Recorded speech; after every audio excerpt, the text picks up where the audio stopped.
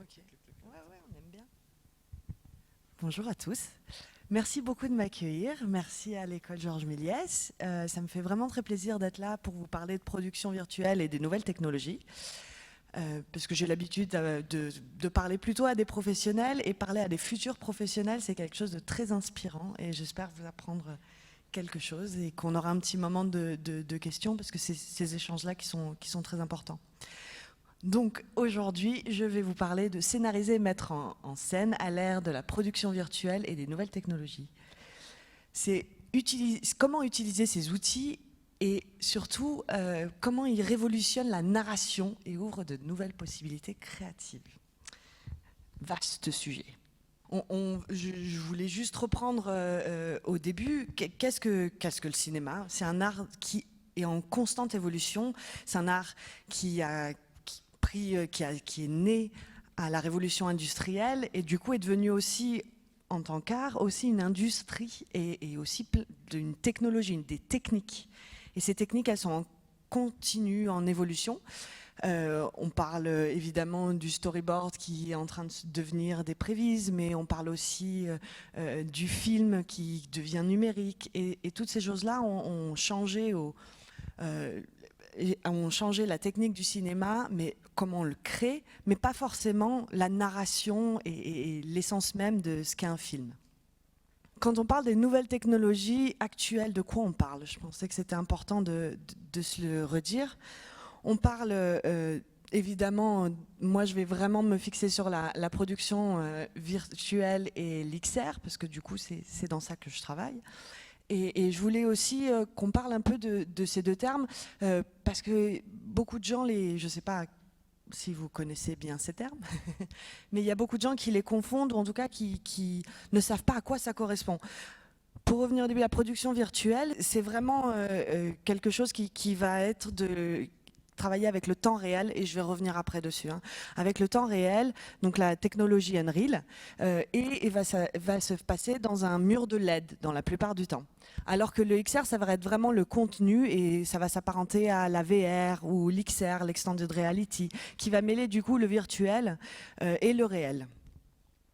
On a aussi beaucoup de nouvelles technologies que je vais peu aborder, mais qui ont été aussi abordées avant moi et par des propos très très intéressants. Et du coup, on va avoir des nouvelles technologies qui vont être plus dans la motion capture et tout ce qui est en train d'évoluer dans ce sens. Avatar, par exemple. Les VFX, où il y a beaucoup de questions qui se posent. Je pense que vous avez pas mal de cours sur justement les effets spéciaux et tout ce qui est en train de se préparer. C'est-à-dire qu'aujourd'hui, elles sont en constante évolution avec des outils, avec de l'IA qui s'implémentent. Et comment seront les métiers de demain pour créer ces effets? C'est quelque chose qui aujourd'hui évolue et qui est aussi un questionnement qui ne sera pas dans ma conférence, mais en tout cas qui sont importants de se poser comme question. On parle aussi de post-production, donc du montage, et évidemment, l'IA est implémentée dans toutes ces choses de façon, du coup, à partir de la création, on parle de générative, mais on parle aussi, par exemple, nous, on utilise l'IA pour augmenter l'image. Donc pas de façon créative, mais vraiment de façon technique.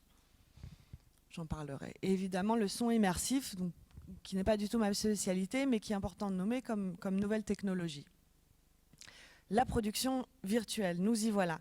Donc, en définition, la production virtuelle est une approche qui combine le tournage réel et les environnements numériques interactifs en temps réel. Elle s'appuie notamment donc, sur les LED walls, donc les murs de LED, tout simplement, et la ligne caméra VFX, avec la technique du coup du temps réel, de la 3D temps réel. Il y a pas mal, alors on parle beaucoup d'Unreal, il y a aussi Unity, il y a d'autres outils de temps réel de 3D qui sont utilisés dans la production virtuelle. Mais il faut savoir, parce que ça c'est je pense une misconception en anglais, voilà, c'est des choses en fait que les élèves, quand je parle à des gens d'école, pensent. On pense qu'on fait beaucoup de 3D au sein des murs de LED. Et en fait, c'est des étapes qui sont encore à venir. C'est des étapes qui ne sont pas encore intégrées dans les processus de création de films, qui le sont de plus en plus. Mais en tout cas, on utilise encore beaucoup les images 2D, les images filmées, au sein des murs LED. On y reviendra tout à l'heure. Et donc la prévisualisation, qui fait aussi partie de la production virtuelle, donc qui ne va pas forcément se passer pendant le tournage, et c'est ça qui va un peu aussi nous intéresser, qui va se passer avant le tournage, au moment de la création et au moment de penser la mise en scène. Pourquoi je vous raconte tout ça? J'ai une petite vidéo qui explique un petit peu les bases de la production virtuelle et vous donne quelques exemples de films qui ont été produits de cette façon-là. La production virtuelle est un procédé utilisé pour la première fois sur la série The Mandalorian de Jon Favreau. Le principe est le même que celui utilisé par Méliès il y a plus d'un siècle. On construit un avant-plan dans lequel évoluent les comédiens. L'arrière-plan est un trompe-l'œil. Chez Méliès, ce trompe-l'œil était peint sur une toile. La caméra ne pouvait donc filmer que sur un axe fixe. Avec la production virtuelle, l'arrière-plan est un trompe-l'œil en 3D. Il est généré en temps réel et projeté sur un mur LED. Le procédé introduit donc la possibilité de mouvement de la caméra. Les parallaxes de l'arrière-plan suivent la position de la caméra sur tous ces axes pour créer une illusion directement filmée. La technique évite donc certaines contraintes du fond vert. En effet, le mur LED émet de la lumière sur le principe de l'image base lighting. Il va donc créer une base d'ambiance importante sur l'avant-plan et générer des reflets sur les personnes et les objets qui n'auront pas à être générés en post-production. Pour être utilisée au maximum de ses possibilités, la production virtuelle requiert de la préparation en amont, notamment le travail des cadres et des interactions du décor avec les comédiens pour définir au mieux ce qui doit être construit et ce qui doit être virtualisé. Le découpage et une base de storyboard sont nécessaires pour éviter les déconvenues ou les impossibilités techniques. Mais la production virtuelle n'a pas pour vocation d'éradiquer le tournage classique de studio ni le tournage réel. Il faut la regarder comme une technique d'optimisation logistique et financière qui propose de nombreux points positifs. Maîtrise de la météo, de la lumière, confort de tournage et réduction des coûts carbone. Le budget de The Mandalorian en production classique était estimé à plus d'1 milliard. C'est la production virtuelle qui a permis de descendre le devis à 350 millions de dollars et ainsi rendre la production possible en un temps record. J'espère vous avoir appris quelques trucs sur sur la production virtuelle. Et je voulais juste me présenter pour dire pourquoi je viens vous parler de la production virtuelle et des nouvelles technologies. Je suis du coup responsable du développement à la Planète Rouge, qui est un studio qui se trouve à Martigues, à côté de Marseille. Et du coup, on est un studio qui est à la base un studio de VFX qui, en 2021, comme quelques studios ont décidé de prendre le virage de la production virtuelle et on a, au sein de Provence Studio, monté un mur de LED. Aujourd'hui, c'est un des plus grands en France parce qu'on a cette particularité d'avoir 3 faces. Donc, comme je vous ai mis, en fait, c'est en forme de U où on a 14 mètres, 14 mètres, 14 mètres et 6 mètres de haut avec un plafond et un mur mobile qui vient compléter vraiment l'immersion dans la lumière du mur. Aujourd'hui, la plupart des studios, ils ont souvent un seul pan de LED avec les côtés un peu recourbés justement pour que la lumière revienne un peu. Nous, on a choisi vraiment en étudiant, quand on allait monter ce mur de LED, qu'est-ce qu'on voulait faire avec ces LED, et on voulait vraiment aller vers le cinéma, se trouvant dans un studio de cinéma. Et c'était très important pour nous que la LED nous aide vraiment à éclairer les scènes pendant le tournage. Et c'était vraiment... c'est pour ça qu'on a choisi cette configuration. Donc, je vous mets un petit peu ce qu'on a pu faire, nous, en tant que travail à la Planète Rouge, pour que vous ayez une idée d'où je viens et ce que je vous raconte.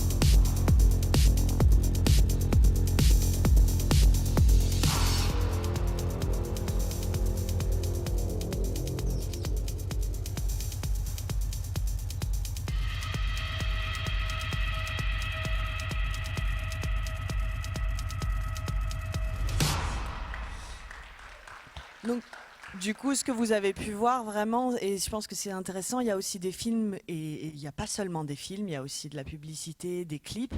Et surtout, ces clips, ils nous ont aussi aidés. Par exemple, celui que vous avez vu avec les couleurs, il a été tourné en 35 mm.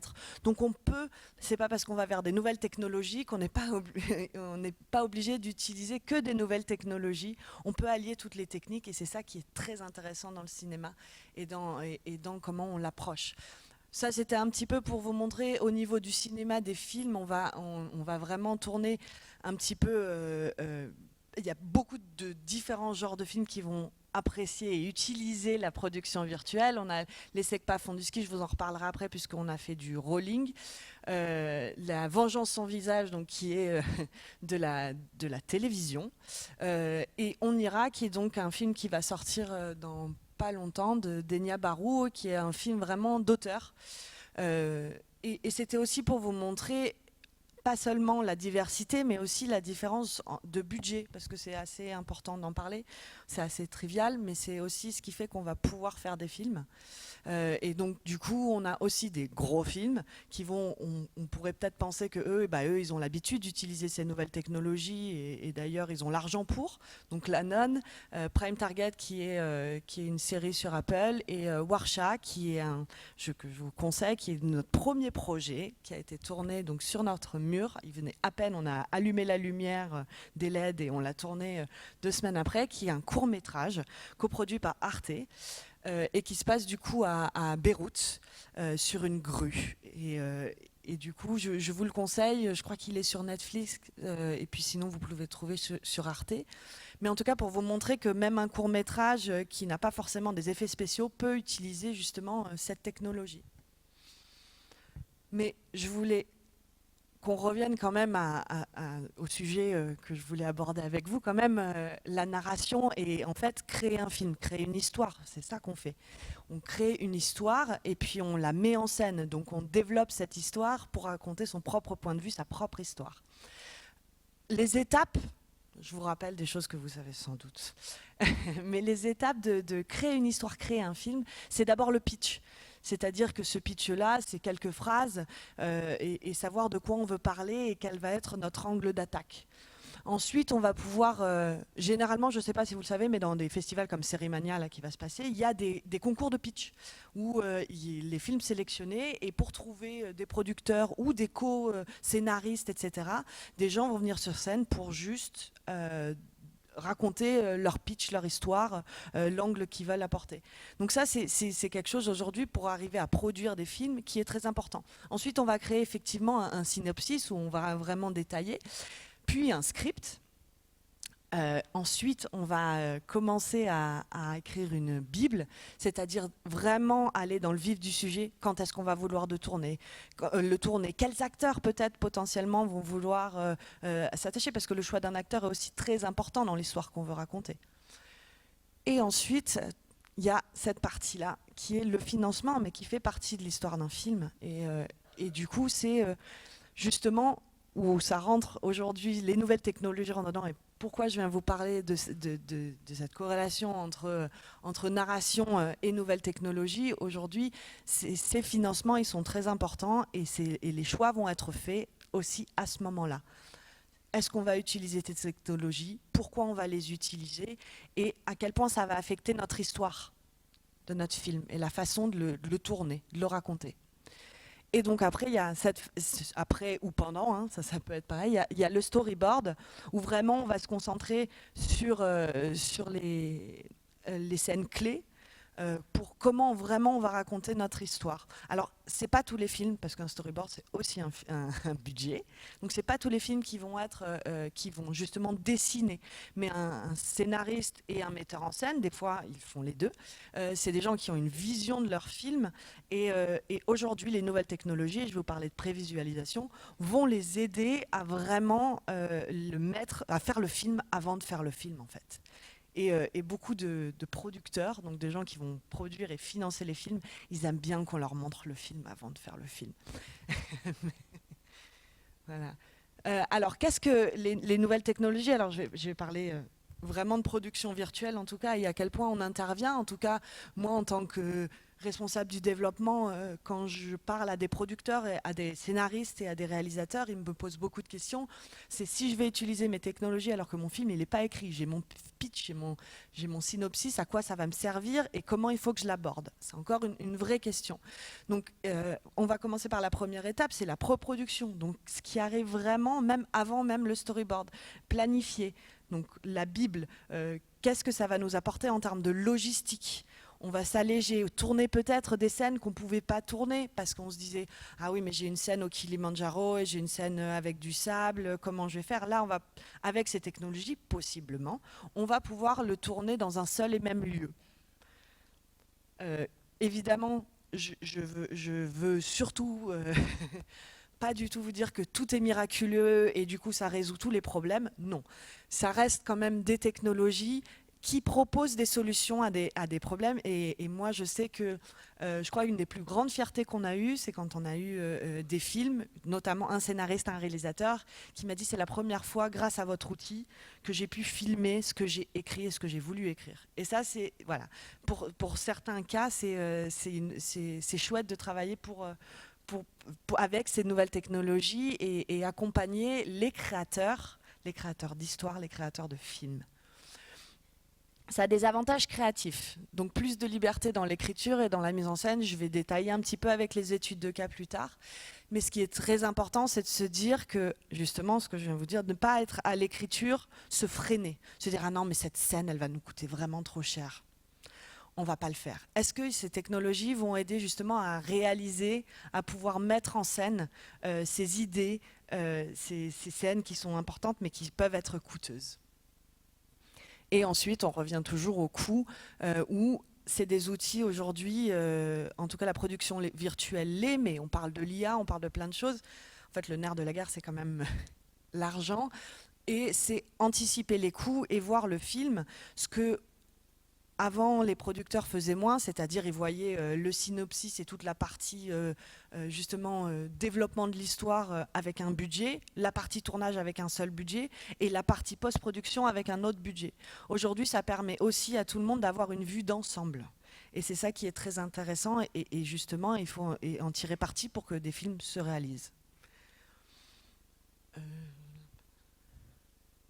Je vais vous parler, donc je vais rentrer dans le nerf de la guerre et je suis dans les temps. Yes. Je vais vous parler de films, donc du coup, ce qu'on a produit à la Planète Rouge, ou en tout cas, on est intervenu sur le tournage et sur souvent la création des assets, donc de ce qui va être diffusé sur le mur pendant le tournage.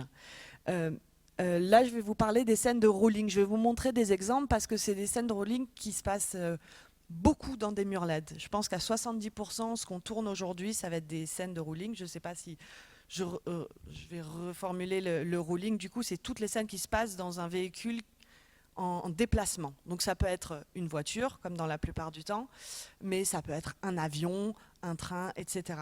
Donc c'est des scènes où on voit les acteurs ou les protagonistes dans un lieu clos, finalement, qui vont soit faire une action ou soit dérouler l'histoire. Ces scènes, elles sont assez importantes pour les scénaristes, généralement, puisque ça le permet de justement changer un peu le rythme ou dérouler une histoire, poser l'histoire.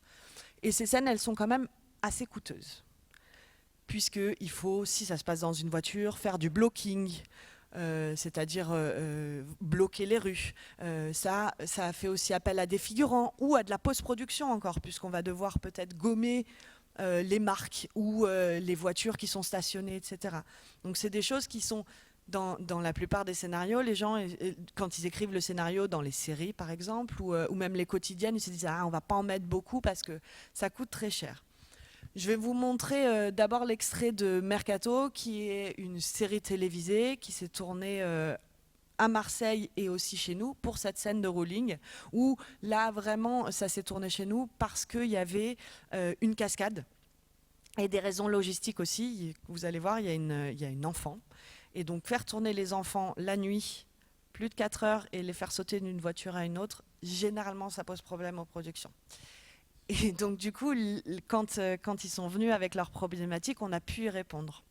Et on verra d'autres extraits après. Revenir sur ces images, c'est donc vous vous en doutez, c'est pas seulement tourné en plateau LED. C'est vraiment le montage qui a fait que on peut donc toutes les images où on ne voit pas les roues, que ça soit en extérieur de la voiture, en intérieur de la voiture, se sont tournées sur le mur de LED. C'est important de le dire puisqu'il y a toute une partie cascade qui fait que cette scène elle marche, qui a été fait aussi en réel. Donc encore une fois, on apporte une solution logistique d'optimisation, mais du coup qui permet de faire une scène qui est assez longue, qui permet de se faire en fait tout simplement. Donc que le scénario soit écrit et qu'elle ait le timing qui est très important quand on écrit un scénario ou qu'on est à l'étape justement de timer ce qu'on va tourner et ce qu'on va faire dans le film. Il est très important parce qu'elle a pu prendre toute son ampleur et on a pu vraiment garder toute la durée de ça. Là, je vais vous montrer quelque chose aussi, on reste dans le rolling où nous on a développé, puisqu'on vient des effets spéciaux et on travaille sur des outils, donc Unreal bien sûr, que vous connaissez sans doute. Tout le monde connaît Unreal? Ouais, c'est bon, je ne vous fais pas de cours sur. Et donc du coup, nous, on a essayé de créer des environnements 3D pour justement faciliter ces scènes de rolling. Pourquoi des environnements 3D? Alors, c'est pas pour tout, parce que c'est des scènes d'optimisation où il faut pas avoir énormément d'assets pour qu'il y ait un FPS suffisant pour le diffuser sur notre mur, qui est en 16K. Donc du coup, c'est souvent des scènes dans la nature. Là, c'est par exemple, je vais vous montrer trois petits extraits. Je peux peut-être les lancer en parlant, parce que je ne crois pas qu'il y ait de son. Où vraiment on a recréé la route d'un Unreal et où la caméra, donc vous voyez la voiture, et ça nous permet vraiment de contrôler la vitesse de défilement. Donc c'est-à-dire si le réalisateur, pendant le tournage, je veux que ça soit défile un peu plus vite ou un peu moins vite, contrôler les assets, est-ce qu'on veut que les arbres soient un peu plus loin, moins loin, et contrôler évidemment la lumière. C'est ce qui est intéressant avec cette technologie aussi. On intègre aussi les nouvelles technologies de motion, du coup, avec du motion control, comme vous voyez là avec le robot, où le robot est connecté à Unreal et donc du coup fait défiler la scène et on peut aller jusqu'à de l'ultra rapide et c'est ça qui est assez intéressant. Donc encore une fois, les nouvelles technologies arrivent à s'allier entre elles pour répondre à une demande aussi des créateurs finalement. Et donc, je reviens sur La Nonne, où on a fait toute une scène dans le train, où vraiment, tout souvent, ces scènes-là, elles coûtent extrêmement cher, que ça soit en construction, par exemple, là on parle de train, il a fallu construire tout un train, mais elles permettent aussi de poser l'histoire, de poser la narration et de faire avancer le storytelling du film ou de la série. Et c'est pour ça qu'aujourd'hui, il y a énormément de rolling qui se passe avec la production virtuelle, mais pas seulement, puisque il y a aussi des réalisateurs qui se posent la question, et là c'est le cas de The O.T., qui est donc un pilote qu'on a tourné à la Planète Rouge, coproduit par Provence Studio, et qui reste aujourd'hui un pilote, donc qui n'est pas diffusé. Et c'est du coup un projet où le réalisateur, dès le début, est venu nous voir en voulant travailler avec cette technologie, en voulant travailler avec des nouvelles technologies, vous allez voir plus tard. En fait, son moodboard a été fait par l'IA, par une IA générative, mais peu importe, et il voulait travailler en lumière bleue, c'est-à-dire une lumière qui est quand même très difficile à avoir dans la nature. Donc comment on fait ça? C'était des problématiques logistiques et créatives, et c'est pour ça que je voulais un peu vous montrer le making-of, en tout cas du pilote qu'on a tourné. Je vais pouvoir vous en parler, en tout cas. C'est un film donc qui se passe uniquement en lumière bleue, et là ce que vous voyez c'est vraiment le concept board qui a été fait par le scénariste et réalisateur qui dès le début voulait une esthétique très particulière. Et donc nous, en nous donnant ces mood boards, on a essayé de recréer en 3D avec Unreal les décors qui allaient avec. Pourquoi c'était intéressant pour lui de travailler comme ça? Parce que c'est un film qui se passe, c'est une série d'ailleurs, qui va se passer justement là où il fait très froid, où il y a beaucoup de neige. Aujourd'hui, c'est aussi une des problématiques pour lesquelles les gens viennent nous voir et veulent utiliser notre technologie. Il y a de moins en moins de neige en France et du coup, ils ne savent plus trop où tourner. Et c'est comme ça qu'il a abordé le film. Et il y a évidemment cette lumière bleue qui voulait pendant tout le film, mais qui est aussi très très difficile à avoir. Et donc sur toutes les scènes, il va nous apporter ces moodboards et on va recréer vraiment. Alors c'est un univers très graphique qui va pas aller sur l'hyperréalisme, mais du coup qui va pouvoir être vraiment retranscrite avec ces nouvelles technologies. Et dès le développement de l'histoire, c'est poser la question comment optimiser, parce qu'il faut bien se rappeler que ces nouvelles technologies aujourd'hui, c'est des technologies d'optimisation de budget, d'optimisation, mais pas forcément de création. Moi, je pense qu'elles sont vouées à le devenir quand elles seront vraiment comprises et on parlait justement ce matin de s'adapter. Le cerveau s'adapte. Le cerveau, quand il crée, justement, il a besoin de ces réflexions, il a besoin de se l'approprier pour justement s'en inspirer et avoir son propre cheminement pour créer des choses nouvelles et du coup évoluer. Et c'est vraiment ça à quoi je pense, et encore une fois, c'est personnel, que quand les nouvelles générations, ou même les anciennes, ou en tout cas les créateurs d'histoires, s'approprieront ces nouvelles technologies, elles pourront les utiliser à des fins créatives. Mais aujourd'hui, même si moi, en tout cas dans mon travail et dans le travail de toute mon équipe, ça reste quelque chose de créatif, puisqu'on a la création de contenu, on essaye de trouver des solutions, ça reste un outil d'optimisation pour les gens qui viennent nous voir. Et donc, du coup, je reviens à The OT, où il y a une vraie démarche de la part de ce scénariste-réalisateur pour utiliser cette technologie. Et c'était très, très important pour lui.